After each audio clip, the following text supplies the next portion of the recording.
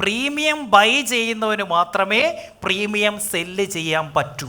You cannot cell something which you cannot understand. നിനക്ക് മനസ്സിലാകാത്ത ഒരു സാധനം നിനക്ക് വിൽക്കുവാൻ പറ്റില്ല. അതുകൊണ്ട് നീ ചീപ്പ് കസ്റ്റമറായിട്ട് ഇരുന്നിട്ട് നിനക്ക് കാശുള്ള പ്രീമിയം കസ്റ്റമറെ കിട്ടണമെന്ന് പറഞ്ഞാൽ നടക്കത്തില്ല. കാരണം അവൻ എന്തിൻ്റെ ബേസിസിൽ മേടിക്കുന്നു എന്ന് നിങ്ങൾക്ക് അറിയത്തില്ല.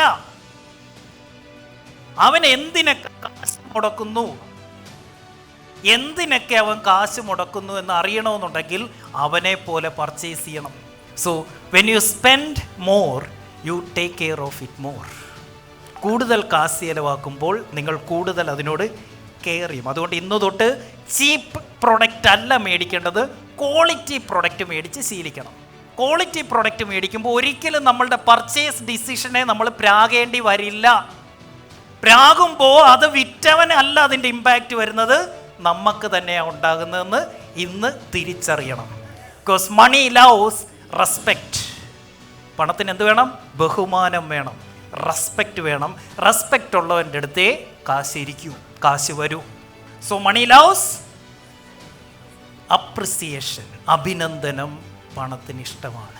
കാശിൻ്റെ അഹങ്കാരം കൊണ്ടല്ല, ഒത്തിരി ഉണ്ടായിട്ടല്ല. പ്രീമിയം ബൈ ചെയ്താലേ പ്രീമിയം സെല്ല് ചെയ്യാൻ പറ്റൂ.